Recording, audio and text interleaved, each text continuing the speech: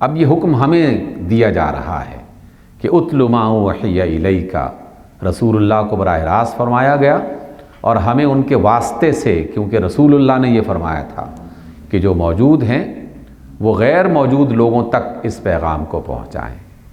تو ہم وہ فریضہ انجام دے رہے ہیں جو رسول اللہ صلی اللہ علیہ وسلم نے پورا کیا تھا۔ پھر اس کے بعد اللہ رب العزت نے فرمایا وَأَقِمِ الصَّلَاةَ، اور نماز قائم کریں۔ اتنا خوبصورت نظام دنیا کی کسی قوم کے پاس نہیں ہے، دنیا کے کسی معاشرے کے پاس نہیں ہے، جتنا خوبصورت نظام، جتنا خوبصورت جو ہے وہ معاملہ چلانے کا طریقہ اللہ رب العزت نے ہم ایمان والوں کو عطا کیا ہے۔ ایک نماز محض چند سجدوں اور چند رکوع اور قیام کا نام نہیں ہے، یہ نظام زندگی کو بدلنے کا ایک طریقہ ہے، اس کی طرف انسان کی رہنمائی کرتا ہے۔ ہم اس کا تذکرہ کرتے رہے ہیں اور کرتے رہیں گے آئندہ بھی کہ دنیا کی ترقی یافتہ قوموں نے آخر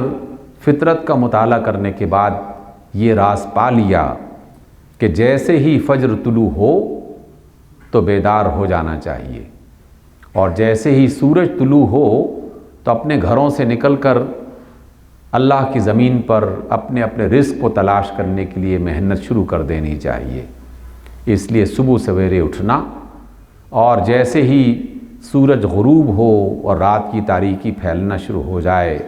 تو پھر اپنے گھروں میں سمٹ جانا چاہیے،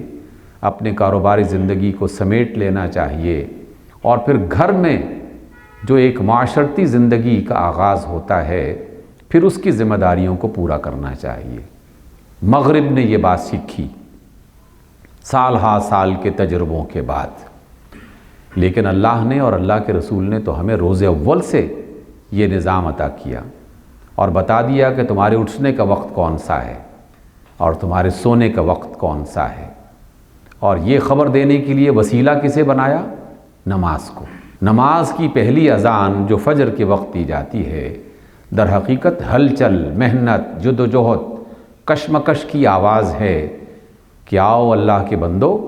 آرام کر لیا، ریسٹ ہو گیا، جسم کی جو تھکن تھی دور ہو گئی، توانائی اللہ تعالیٰ کی طرف سے مل گئی، آؤ اب اپنی پوری توانائی کے ساتھ اللہ کے رزق کو تلاش کرو، اللہ کی زمین پر محنت کرو، اور اس کے بعد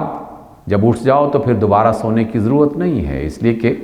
سونے کی بنیادی وجہ تو اس توانائی کو حاصل کرنا جو کام کی وجہ سے انسان کے بدن سے نکل جاتی ہے، تھکن ہو جاتی ہے، انسان کمزور پڑ جاتا ہے، تو سویا تو سونے کے بعد تو وہ ساری چیزیں بحال ہو گئیں۔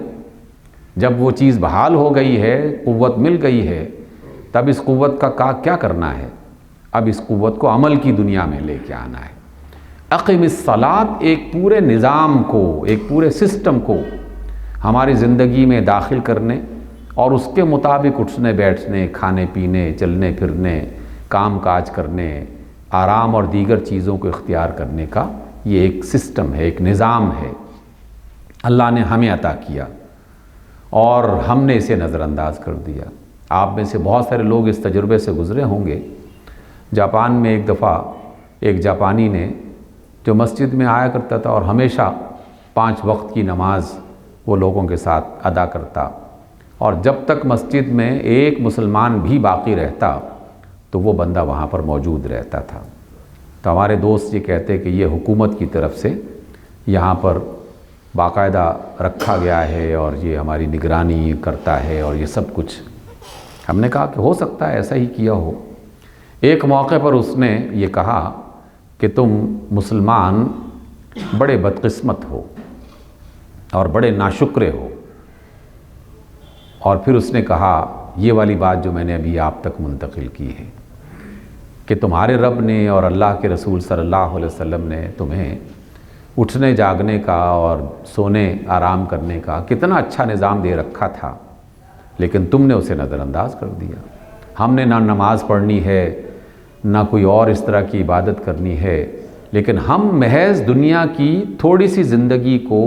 صحت مند بنانے کے لیے اس ایکسرسائز کو کرتے ہیں، اور پوری قوم کے بچوں کو، بڑوں کو، کاروباریوں کو، دیگر لوگوں کو یہ بات سکھا دی گئی ہے